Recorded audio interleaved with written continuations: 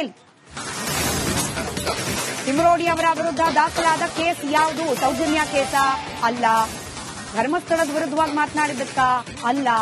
ಹೋಗಿ ಎಸ್ಐಟಿ ವಿಚಾರಕ್ಕೆ ಸಂಬಂಧಪಟ್ಟದ್ದ? ಅದೂ ಅಲ್ಲ. ಹೋಗ್ಲಿ ದೂರುದಾರನಿಗೆ ಸಂಬಂಧಪಟ್ಟದ್ದ? ಆ ಮಾಸ್ಕ್ ಮ್ಯಾನ್ ಮುಸುಕುದಾರಿಗೆ ಸಂಬಂಧಪಟ್ಟದ್ದ? ಅದೂ ಅಲ್ಲ. ಇಲ್ಲಿ ದಾಖಲಾಗಿರೋದು ಮಂಡಲ ಅಧ್ಯಕ್ಷ ರಾಜೀವ್ ಕುಲಾಲ್ ಅವರು ದಾಖಲಿಸಿರುವ ದೂರು. ಉಡುಪಿಯ ಬ್ರಹ್ಮಾವರ ಠಾಣೆಯಲ್ಲಿ ಡಿಎಲ್ ಸಂತೋಷ್ ಅವರ ವಿರುದ್ಧವಾಗಿ ಅವಾಚ್ಯ ಶಬ್ದಗಳನ್ನ ಬಳಕೆ ಮಾಡಿ ಮಾತನಾಡಿದ್ದಾರೆ ಅಂತ ಹೇಳಿ ಬಿಎನ್ಎಸ್ ಕಾಯ್ದೆ ಅಡಿಯಲ್ಲಿ ದಾಖಲಾಗಿರುವ ದೂರಿದು. ಇದಕ್ಕೂ ಎಸ್ಐಟಿ ತನಿಖೆಗೂ ಸಂಬಂಧನೇ ಇಲ್ಲ. ಇದಕ್ಕೂ ಸೌಜನ್ಯ ಪ್ರಕರಣಕ್ಕೂ ಸಂಬಂಧನೇ ಇಲ್ಲ. ತಿಮರೋಡಿ ಅವರನ್ನು ವಶಕ್ಕೆ ಪಡೆದಿರೋದಕ್ಕೂ ಈ ಅನಾಮಧೇಯ ಮುಸುಕುದಾರಿ ವ್ಯಕ್ತಿಗೂ ಸಂಬಂಧನೇ ಇಲ್ಲ. ಆದ್ರೆ ಹೇಳಿಕೆಗಳ ಮಾತ್ರ ತಮ್ಮನ್ನ ವಶಕ್ಕೆ ಪಡೆಯುವ ಮೂಲಕ ಎಸ್ಐಟಿ ತನಿಖೆಯನ್ನು ಮುಚ್ಚಾಕೋ ಪ್ರಯತ್ನ, ತಮ್ಮನ್ನು ವಶಕ್ಕೆ ಪಡೆಯುವ ಮೂಲಕ ಸೌಜನ್ಯ ಹೋರಾಟವನ್ನ ಹತ್ತಿಕ್ಕೋ ಪ್ರಯತ್ನ. ಅರೆ ಸೌಜನ್ಯ ಪ್ರಕರಣ ಎಸ್ಐಟಿ ಮುಂದೆ ಬಂದೇ ಇಲ್ಲ. ಅನನ್ಯ ಭಟ್ ಪ್ರಕರಣವನ್ನ ತನಿಖೆ ಮಾಡಿ ಅಂದ್ರು, ಎಸ್ಐಟಿ ಅವರು ಓಕೆ ಅಂದ್ರು. ಪದ್ಮಲತಾ ತನಿಖೆಯನ್ನ ರಿಓಪನ್ ಮಾಡಿ ಅಂತಂದ್ರು, ಅದನ್ನ ರೀಥಿಂಕ್ ಮಾಡ್ತಾ ಇದೆ ಎಸ್ಐಟಿ. ಆನೆ ಮಾವುತನ ಹತ್ಯೆ ಪ್ರಕರಣವನ್ನ ರಿಓಪನ್ ಮಾಡಿ ಅಂದ್ರು, ಅದನ್ನೂ ಕೂಡ ಎಸ್ಐಟಿ ಯೋಚನೆ ಮಾಡ್ತಾ ಇದೆ. ಆದ್ರೆ ಸೌಜನ್ಯ ಪ್ರಕರಣ ವೀಕ್ಷಕರೇ, ಇಲ್ಲಿವರೆಗೂ ಎಸ್ಐಟಿ ಮುಂದೆ ಹೋಗಿ ಸೌಜನ್ಯ ಕುಟುಂಬಸ್ಥರು ಯಾರು ಕೂಡ ನಮ್ಮ ಪ್ರಕರಣವನ್ನ ಕೂಡ ಎಸ್ಐಟಿ ತನಿಖೆ ಮಾಡಬೇಕು ಅಂತ ಹೇಳಿ ಕೇಳ್ಕೊಂಡಿಲ್ಲ. ಹೀಗಾಗಿ ಸೌಜನ್ಯ ಪ್ರಕರಣಕ್ಕೂ ಎಸ್ಐಟಿ ತನಿಖೆಗೂ ಸಂಬಂಧವೇ ಇಲ್ಲ. ತಿಮರೋಡಿ ಅವರ ಹೋರಾಟ ಇರೋದು ಸೌಜನ್ಯಗೆ ನ್ಯಾಯ ಕೊಡಿಸುವ ಸಲುವಾಗಿ ಒಪ್ಕೊಳ್ಳೋಣ. ಆದ್ರೆ ಅವ್ರನ್ನ ಇವತ್ತು ಅರೆಸ್ಟ್ ಮಾಡಿರೋದಕ್ಕೂ ಸೌಜನ್ಯ ಹೋರಾಟಕ್ಕೂ ಸಂಬಂಧವೇ ಇಲ್ಲ. ಇವತ್ತು ದಾಖಲಾಗಿರುವ ಪ್ರಕರಣ ರಾಜೀವ್ ಕುಲಾಲ್ ಅವರು ದಾಖಲಿಸಿರುವ ಕೇಸ್. ಡಿಎಲ್ ಸಂತೋಷ್ ಅವರ ವಿರುದ್ಧ ಅವಾಚ್ಯ ಶಬ್ದಗಳನ್ನ ಬಳಕೆ ಮಾಡಿ ಮಾತನಾಡಿದ್ದಾರೆ ತಿಮರೋಡಿ ಅವರು ಅನ್ನೋ ಕಾರಣಕ್ಕೆ ಆ ವಿಚಾರಕ್ಕೆ ಸಂಬಂಧಪಟ್ಟಂತೆ ವಶಕ್ಕೆ ಪಡೆಯಲಾಗಿದೆ ತಿಮರೋಡಿ ಅವರನ್ನ.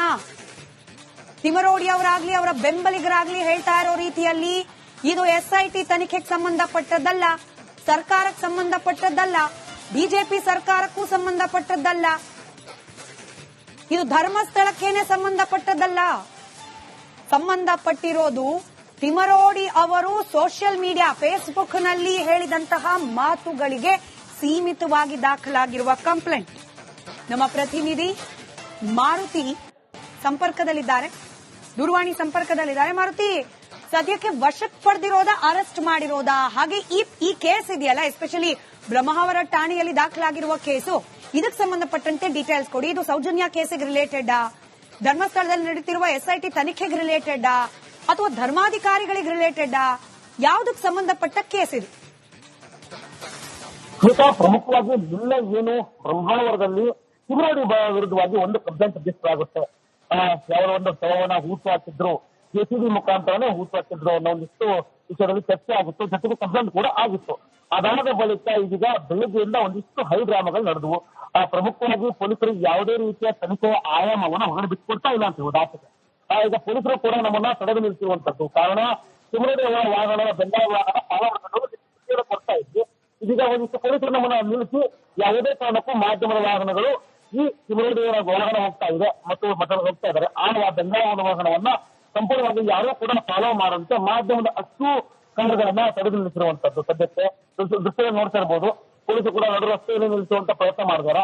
ಆದ್ರೆ ಪ್ರಮುಖವಾಗಿ ಒಂದಿಷ್ಟು ಆಯಾಮಗಳಲ್ಲಿ ಬೆಳಗ್ಗೆ ಒಂದಿಷ್ಟು ಘಟನೆಗಳು ನಡೆದವು, ವಾಗ್ವಾದಗಳು ನಡೆದವು. ಅದೇನು ಅಂತಂದ್ರೆ ಒಂದು ರೀತಿಯಲ್ಲಿ ಅವರ ಫಾಲೋವರ್ಸ್ ಇರೋದು, ಅವರೆಲ್ಲರೂ ಕೂಡ ತಿಮರೋಡಿ ಅವರ ಮನೆ ಮುಂದೆ ಹಾಜರಾಗಿದ್ದು, ವಕೀಲರು ಬರ್ತಾರೆ, ಮತ್ತೆ ಒಂದಿಷ್ಟು ವ್ಯವಸ್ಥೆಗಳನ್ನ ತೆಗೆದುಕೊಂಡು ಬರ್ತಾರೆ, ಏನಾದ್ರೂ ಹೇಳ್ತಾರೆ ಅನ್ನೋ ಒಂದಿಷ್ಟು ಮಾಹಿತಿಗಳನ್ನ ಮಾಡಬೇಕಾಗಿತ್ತು. ಆದ್ರೆ ಅಲ್ಲಿ ಯಾವುದೇ ರೀತಿಯಾದಂತಹ ಒಂದು ಆ ಲೆಟರ್ಗಳನ್ನ ತೆಗೆದುಕೊಂಡು ಬರದೆ ನಮ್ಮನ್ನ ಅರೆಸ್ಟ್ ಮಾಡ್ಲಿಕ್ಕೆ ಮುಂದಾಗಿದ್ದಾರೆ ಅನ್ನೋ ಒಂದು ವಿಚಾರವನ್ನ ಸ್ವತಃ ತಿಮರೋಡಿ ಅವರೇ ರಿಪಬ್ಲಿಕ್ ಕ್ಯಾಮ್ರಾ ಮುಂದೆ ಹೇಳಿದಂತಾಗಿದ್ದು. ಸದ್ಯ ಇದೀಗ ಅವರನ್ನ ಕರೆದುಕೊಂಡು ಹೋಗ್ತಾ ಇದ್ದಾರೆ. ಎಲ್ಲಿಗೆ ಅಂತಂದ್ರೆ ಈಗ ಬ್ರಹ್ಮಾವರ ಪೊಲೀಸ್ ಠಾಣೆಗೆ ಕರೆದುಕೊಂಡು ಹೋಗ್ಲಿಕ್ಕೆ ಮುಂದಾಗಿದ್ದಾರೆ.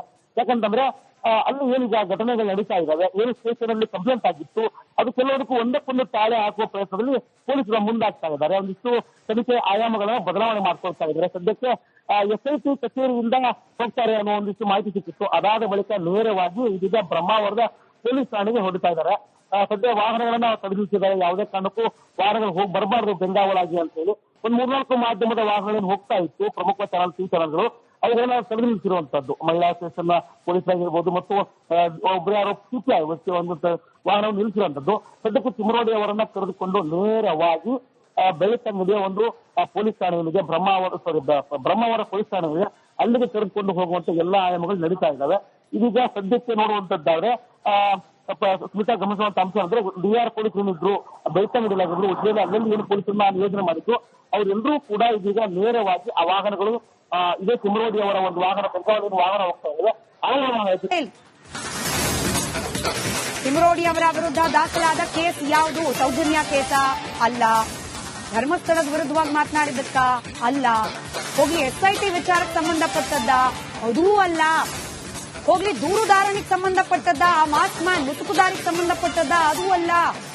ಇಲ್ಲಿ ದಾಖಲಾಗಿರೋದು ಮಂಡಲ ಅಧ್ಯಕ್ಷ ರಾಜೀವ್ ಕುಲಾಲ್ ಅವರು ದಾಖಲಿಸಿರುವ ದೂರು ಉಡುಪಿಯ ಬ್ರಹ್ಮಾವರ ಠಾಣೆಯಲ್ಲಿ BL ಸಂತೋಷ್ ಅವರ ವಿರುದ್ಧವಾಗಿ ಅವಾಚ್ಯ ಶಬ್ದಗಳನ್ನ ಬಳಕೆ ಮಾಡಿ ಮಾತನಾಡಿದ್ದಾರೆ ಅಂತ ಹೇಳಿ BNS ಕಾಯ್ದೆ ಅಡಿಯಲ್ಲಿ ದಾಖಲಾಗಿರುವ ದೂರಿದು. ಇದಕ್ಕೂ SIT ತನಿಖೆಗೂ ಸಂಬಂಧನೇ ಇಲ್ಲ, ಇದಕ್ಕೂ ಸೌಜನ್ಯ ಪ್ರಕರಣಕ್ಕೂ ಸಂಬಂಧನೇ ಇಲ್ಲ.